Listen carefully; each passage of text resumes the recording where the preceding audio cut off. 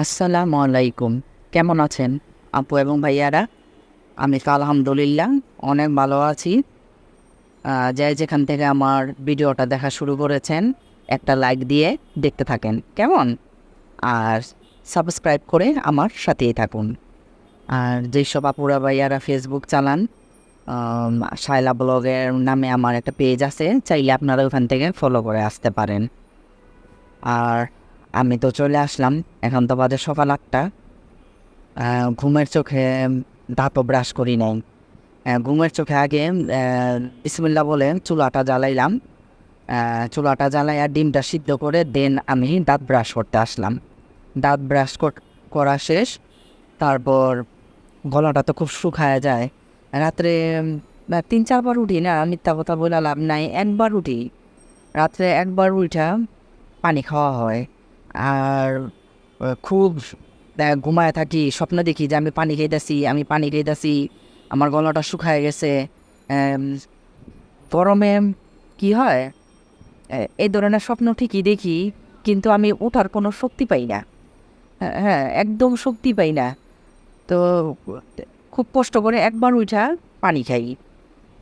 তারপর তোমার মনে করো যে এই তানজিনার জন্য আজকে ডিম খিচুড়ি করতেছি। এখানে দেখলা আমি পেঁয়াজের মধ্যে হলুদ, তারপরে হলুদ গুঁড়া, মরিচ গুঁড়া, তারপর গরম মশলার গুঁড়া, আদা রসুন বাটা, এগুলা দিয়ে সুন্দর করে ডিমটা আমি কষায় নিছি। কষায় নিয়ে উঠায় রাখছি। আর নে, ডিমের সাথে আমি আবার একটু পেঁয়াজও উঠায় রাখছি, কারণ খাইতে যাতে খারাপ না লাগে, শুকনা শুকনা না লাগে। যদিও আমার খিচুড়িটা শুকনো হয় নাই, কারণ এখানে অনেকগুলা পেঁয়াজ আছে, তো অনেকগুলা পেঁয়াজের মধ্যে কিন্তু আমি ভাতের চাল, মুসুরির ডাল, মুগ ডাল ধুইয়া ছেড়ে দিলাম।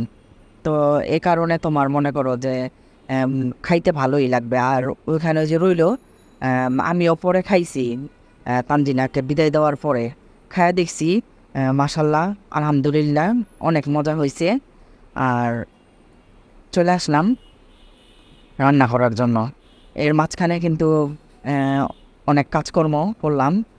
আর তাছাড়া আজকে রবিবার, তো রবিবার মানে আরও একটি ব্যস্ততম দিন আমার লাইফে শুরু হয়ে গেছে, সেই সকাল ৮টার থেকেই। কারণ আজকে তাফসিরের স্কুল খুলছে। ঈদের পরে আর স্কুল খুলে নাই, তো আজকে খুললো।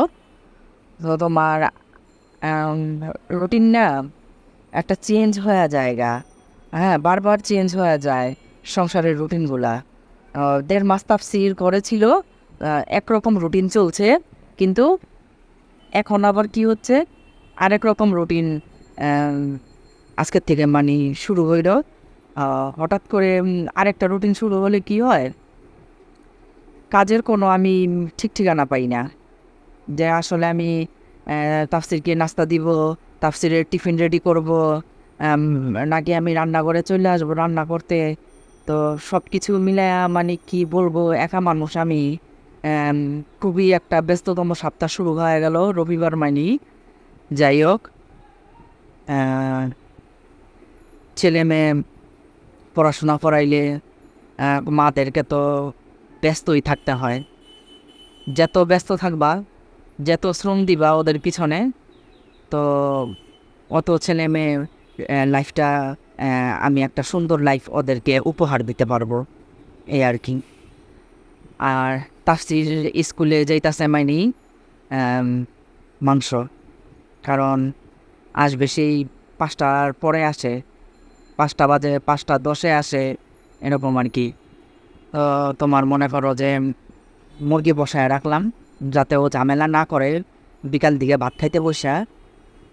আসলে কি, ওই আমাদের কোনো এত খাওয়া নিয়ে এত চাওয়া পাওয়া নাই কা, সব কিছু আসলে ছেলে মেয়ের চাওয়া পাওয়া, ওরা কি পছন্দ করে ওইটারই আসলে প্রাধান্য দেই বেশি।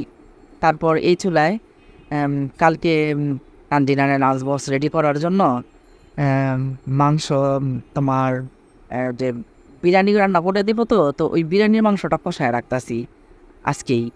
কারণ সকাল 8টা বাজে উঠা সম্ভব না এগুলা করা।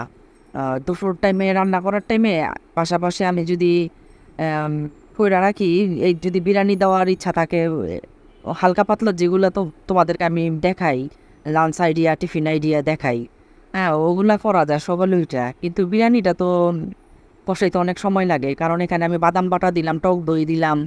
তো বাদাম বাটারও কেমন যেন একটা ফ্লেভার আছে, হ্যাঁ ভালো করে কষাইতে হয়।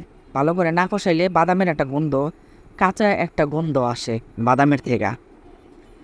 ওই কারণে দুপুরে রান্না করার টাইমে আমি করে রাখলাম, কালকে ফ্রিজ থেকে বের করে একটু চাল দিয়া জাস্ট আমি টান টানজিরার জন্য বিরিয়ানিটা করে ফেলাবো। সো তোমার মনে করো যে বেশি করে করলাম, কারণ তাফসিরের তো স্কুল খুলে গেছে গা। তো এখন নাকি আবার শুরু হইলো। যেটা তাফসির পছন্দ করে বা দেওয়ার মতন, তাফসিরকেও দেওয়ার মতন তাদিনাকে যেটা দিলাম লাঞ্চ বক্সে, তো ওই টিফিনটা আমি একটু বেশি করে করব যাতে দুজনের হয়ে যায়। হ্যাঁ কারণ সব কিছু কিন্তু তাফসির আবার খায় না।